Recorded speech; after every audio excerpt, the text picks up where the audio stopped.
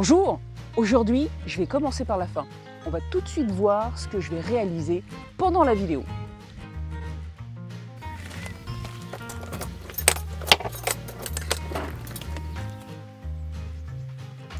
Vous voyez la différence? Il y a un plafond au rez-de-chaussée.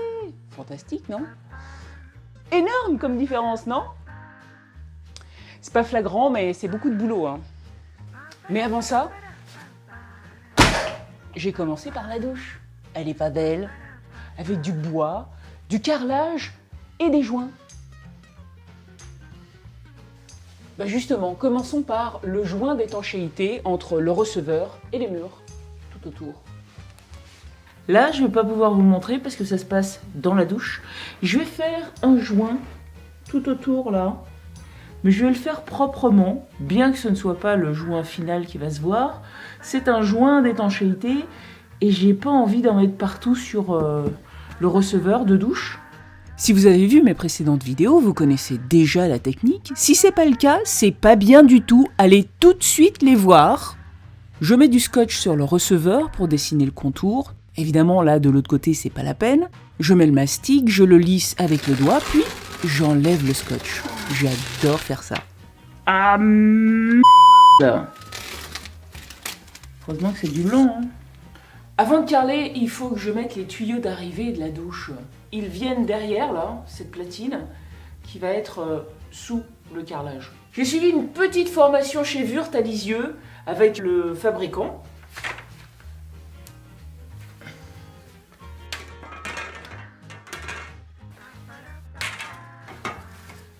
Voilà. Au niveau de la douche et du chauffe-eau, on fait arriver des diamètres de 20. Il faut le tordre. Commencer par le tordre hein, dans le sens contraire de la bobine. Pas facile au bout, hein. Je pense que j'aurais dû le redresser sur la bobine parce que vous voyez là, au bout c'est pas fastoche. C'est marrant comme c'était plus facile avec le monsieur de Henco. Ah voilà. Faut le forcer un peu.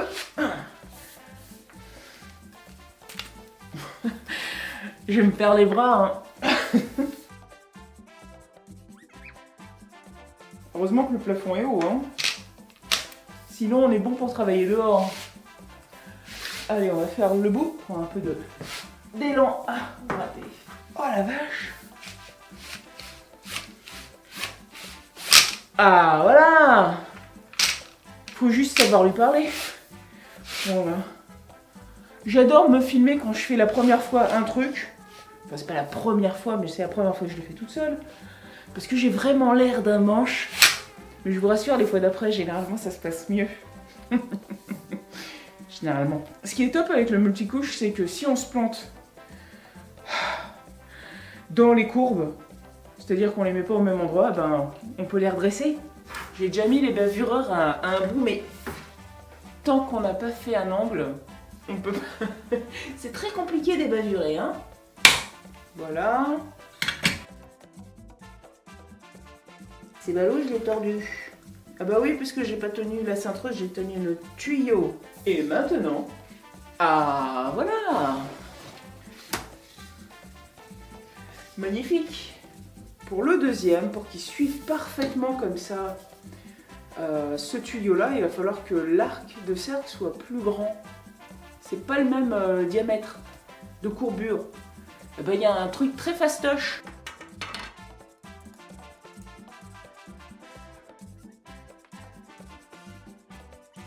Le secret, c'est ça. Vous le faites à fond.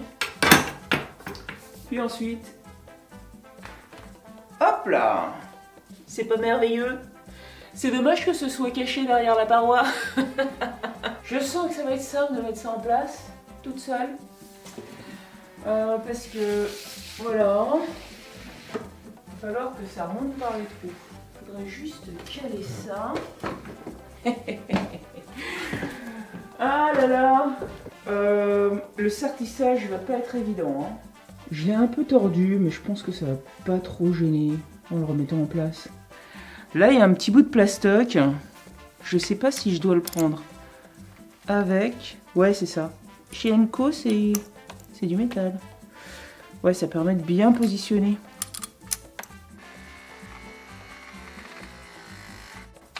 Voilà. Et ça s'arrête quand c'est fait. Regardez, je vais le sortir avant de le glisser.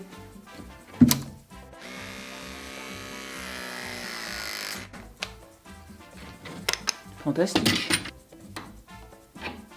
Joint. Je suis bien contente d'avoir cette clé avec une toute petite poignée. Sans elle, j'aurais été bien embêtée pour faire tout ça. Bien. Et voilà.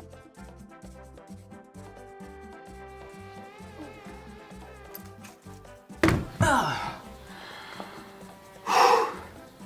Il n'est pas léger, mais il est bien pratique, j'en suis certaine.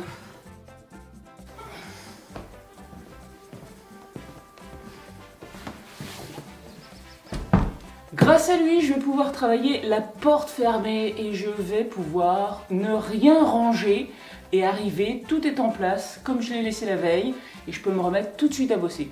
Ça, c'est génial. Il fait encore assez froid dehors, il y a des courants d'air, il y a du vent, donc c'est quand même mieux d'avoir la porte fermée et je ne vais pas être en mesure de mettre l'électricité tout de suite. Il va falloir que j'habille les murs avant. J'ai pas envie de fixer le tableau avant que les murs soient habillés. Je vais le mettre par-dessus, au cas où il y ait des changements, que ça fasse pas un trou, quoi. On va faire connaissance, là, pour l'instant, puis ensuite, quand je le connaîtrai un petit peu mieux, je vous en parlerai. Maintenant, je vais m'attaquer au carrelage. C'est pas si compliqué que ça. Faut étaler de la colle et mettre les carreaux.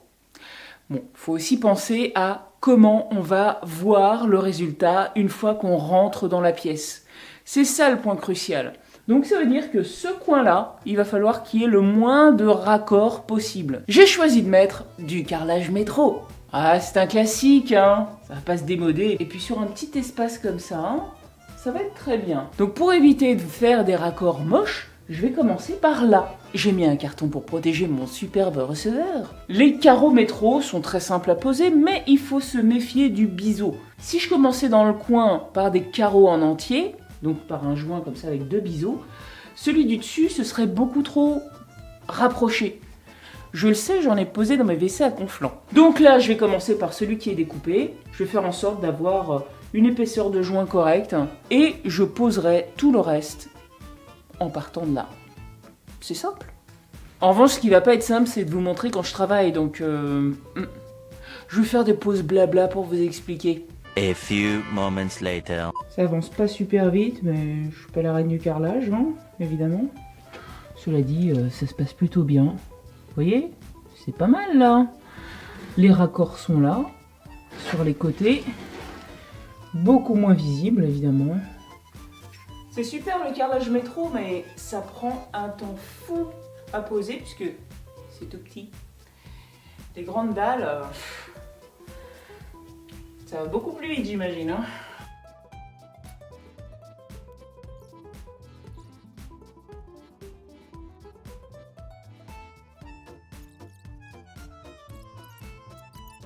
Et quand vous avez fini votre journée, n'oubliez pas de nettoyer la colle.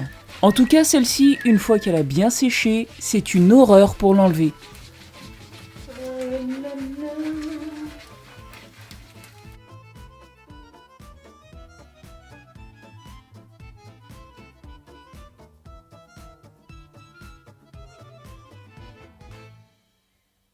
A few moments later. J'ai mis le bois en place pour prendre quelques repères, parce que je vais poser maintenant le carrelage à l'extérieur. En revanche ici, il va y avoir le tuyau. J'aimerais bien mettre du bois en fait sur la tranche. Comme ça, je vais pas m'embêter à découper tous les carreaux.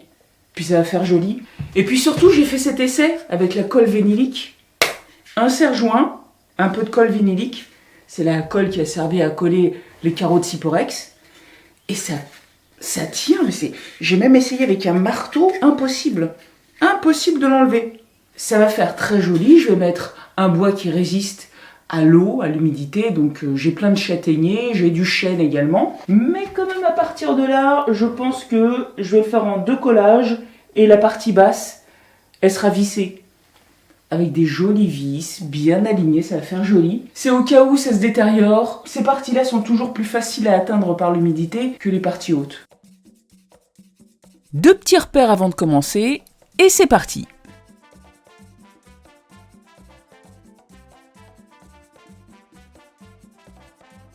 Une fois que l'extérieur est posé, je ne suis pas pour autant sorti d'affaire. Maintenant, il faut faire les joints. Ça aussi, ça prend un temps fou. Faut bien faire rentrer le mortier partout, qu'il ait suffisamment d'épaisseur, enlever le surplus, lisser les joints, puis nettoyer. Ça en fait des choses à faire. Je viens de finir les joints à l'intérieur, mais même là, à l'extérieur, je vais utiliser cette lampe de chantier. Elle est extraordinaire. Une fois que j'ai enlevé grossièrement le surplus, j'utilise un chiffon humide et pas une éponge. Je vous rappelle que les éponges sont des organismes vivants. C'est dommage de tuer cet organisme juste pour faire des joints ou la vaisselle. Bref, bien humide, vous passez comme ça. Mais là, on voit pas super bien ce qu'on fait. Alors que si on a une lumière rasante, on voit absolument toutes les petites bosses et tous les petits creux. Quand on voit très très bien ce qu'on fait, on laisse des détails sans faute.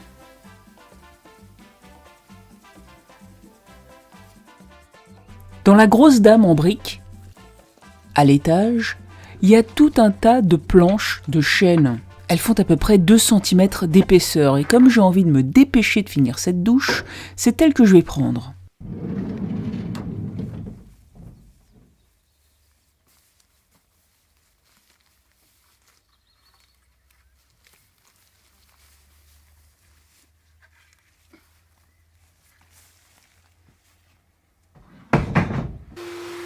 J'essaye d'abord avec la ponceuse calibreuse pour voir ce que j'obtiens comme résultat. C'est pas mal du tout. Mais comme elles n'ont pas été rabotées et dégauchies, il faudrait les passer une quantité de fois considérable pour obtenir un résultat satisfaisant. Je n'ai pas du tout envie de dégauchir 2 côtés, raboter le 3e et finir par couper le 4e comme on le fait d'habitude. J'ai envie de gagner du temps. Alors, je cherche les raccourcis. Les planches peuvent finir un peu arquées, ça ne me dérange pas, elles seront plaquées contre une surface plane. C'est pas comme si je faisais un meuble, ou des étagères. Alors, après avoir raboté les 2 faces, je redresse les champs à la scie sur table. Eh ben figurez-vous que ça marche très bien.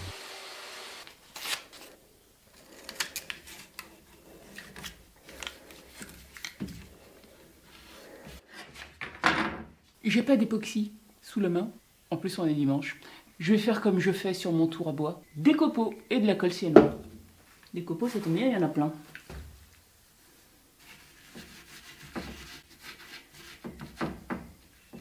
Ça fait un petit peu de fumée, mais bon, je vais remettre mon masque, qui n'est pas contre les fumées toxiques.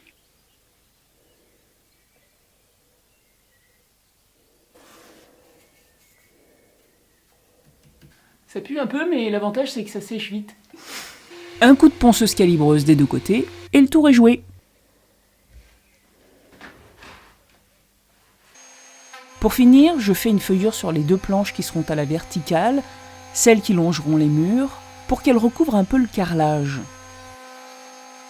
A few moments later. Je vais faire plein de coupes.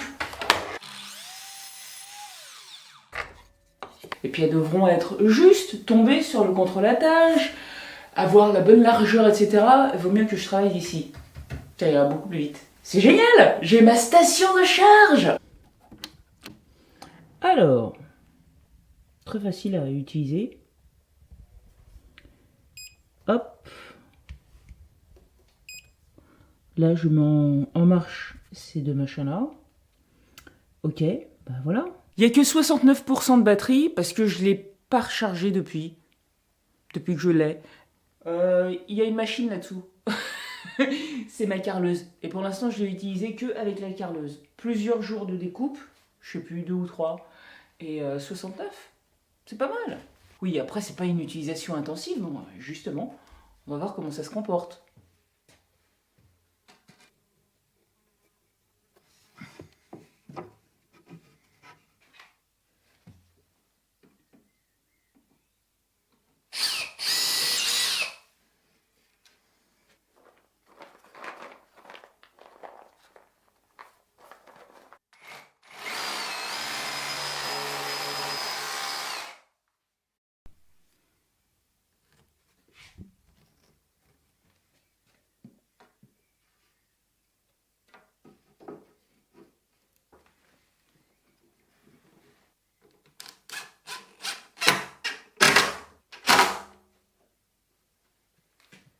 eh ben ça va pas s'échapper, hein.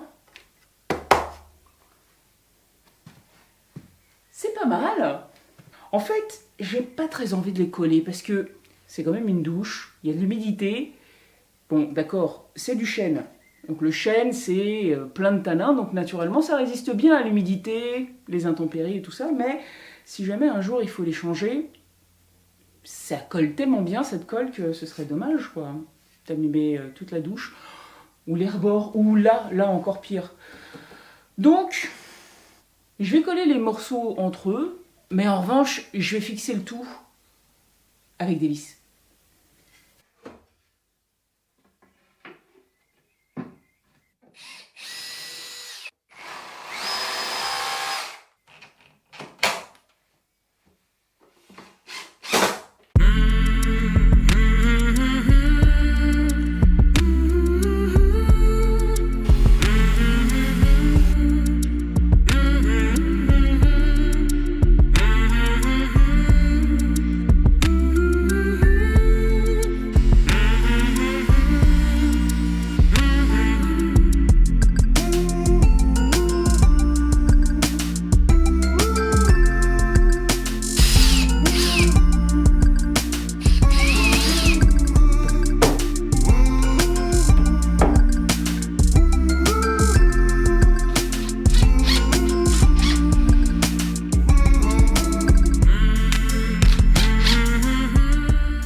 C'est bien là, je suis très contente. C'est pas mal, on se rend déjà un peu compte du résultat final.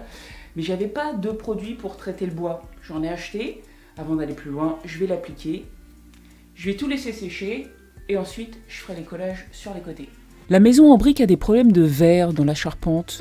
Et certaines de ces planches ont quelques petits trous. Alors c'est surtout dans l'aubier que j'ai enlevé. Mais je préfère prévenir que guérir. Alors je mets du produit.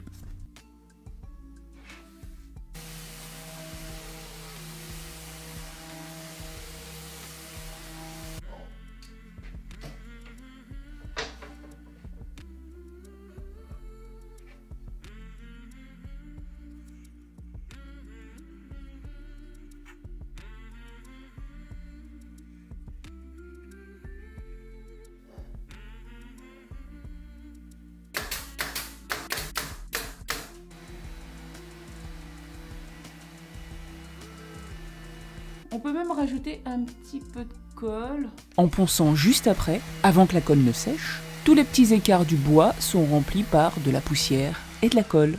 À part la différence de couleur du bois, on voit rien du tout.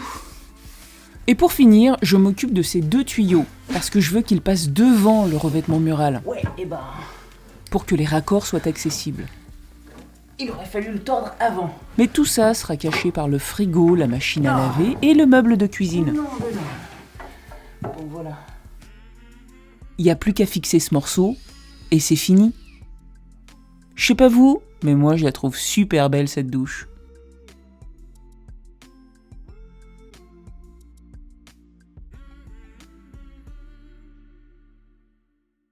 Et si on s'occupait du plafond ? J'ai acheté une nouvelle lame pour ma scie. Elle a des super grandes dents. Je mets ma main à côté pour que vous vous rendiez compte. Elles sont grandes, hein. Bon, c'est le plus grand que j'ai pu trouver. J'ai du mal à trouver des lames plus larges. Si vous avez un tuyau, tenez-moi au courant. Ah, et ça, c'est parce que je cuisine. Généralement, les lames, il faut les rôder avant de pouvoir les utiliser au maximum de leur capacité. Et avec des dents pareilles, on a intérêt de le faire. Oui, je m'en suis souvenu parce que j'ai voulu l'essayer et puis ça a, bam, bien accroché.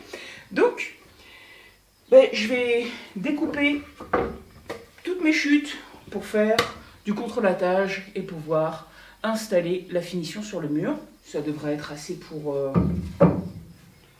pouvoir rôder cette grosse dame. Et ensuite, on attaque la découpe du parquet. Enfin, on va s'occuper du plafond avant, parce que, à part mon envie, il n'y a rien d'urgent avec le parquet. Je vous montre quand même la découpe du contre-lattage. J'ai mis le guide dans cette position, parce que ici, il y a des molettes qui gênent quand on veut 30 mm sur une hauteur de 45 par exemple. Et elles butent sur le rail, donc ça ne marcherait pas autrement. Quand c'est fin, il n'y a pas de problème. Dès qu'il y a un peu plus d'épaisseur, ça coupe moins droit. Un petit peu moins. Ça peut faire quelques zigzags, à condition de savoir couper.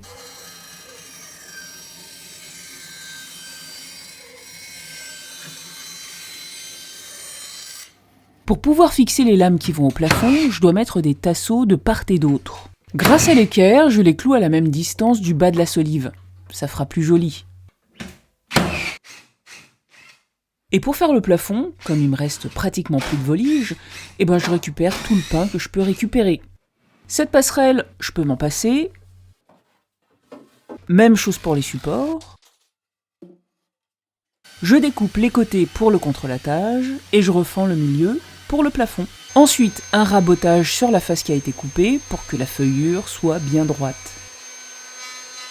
Quand j'ai devant moi une tâche qui m'impressionne un peu, je sais pas vous, mais moi, je tourne autour du pot. Donc, pour l'instant, je m'occupe du plafond du rez-de-chaussée. Couper les carrelets, m'occuper de la tuyauterie, de l'électricité, enfin, en même temps, il faut que je fasse passer les câbles au plafond. Ouais, je fais un peu diversion, je tourne autour du pot. Voilà, je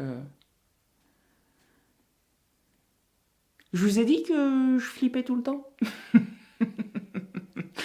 Mais oui, j'avoue, je flippe tout le temps. Dans tout ce que je fais, tout ce qui est nouveau. C'est un peu éprouvant pour moi ces derniers mois. Mais c'est un superbe apprentissage. Bon, alors, réglons la butée. Voilà.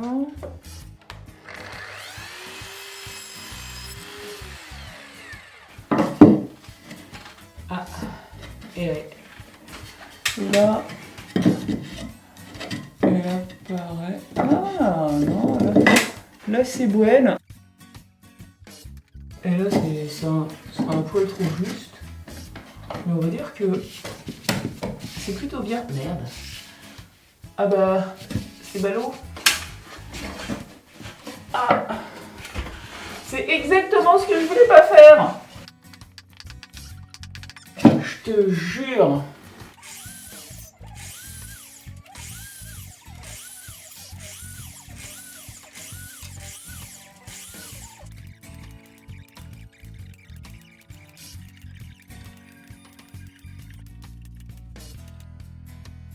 Arrivé à cette hauteur, je fais un trou dans la lame pour y glisser un spot. Je découpe le câble grâce à ce cordeau qui m'a servi à déterminer la longueur nécessaire entre chaque spot.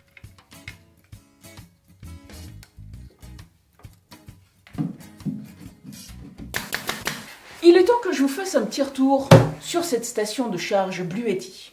Ça fait un peu plus d'un mois que je l'ai. Et première remarque, c'est que elle est super étanche à la poussière. Vous remarquerez là, tous ces caches, ça peut parfaitement travailler dans un environnement très poussiéreux. C'est magique. En tout, il y a 13 prises, donc potentiellement vous pouvez charger 13 objets dessus. C'est génial. Jusqu'à aujourd'hui, je n'ai fait que 2 charges. Et il me reste encore 40% de charge, ce qui est pas mal. J'ai fait toutes les découpes pour le plafond, pour la douche, et j'ai même découpé quelques carrelets pour le sol. À un moment, la station s'est mise en erreur parce que j'utilisais l'acier anglais et le compresseur s'est mis en marche. Les deux ensemble, ça consomme plus de 2000 watts. Donc, quand ça dépasse 2000 watts, ça fait bip et ça s'arrête. Alors c'est vraiment très bien fait parce que quand on se sert de ces prises-là, ici, ça nous indique les watts consommés.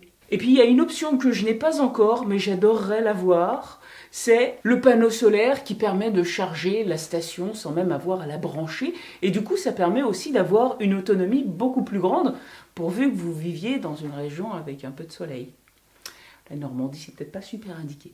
Et pour finir, il y a un petit cadeau pour vous. Si vous utilisez le code promo SIPER200, vous avez une réduction de 120 €. Il est valable 1 an et il est cumulable avec les réductions déjà présentes sur le site internet. Alors, profitez-en. Vous trouverez les liens et le code dans la description.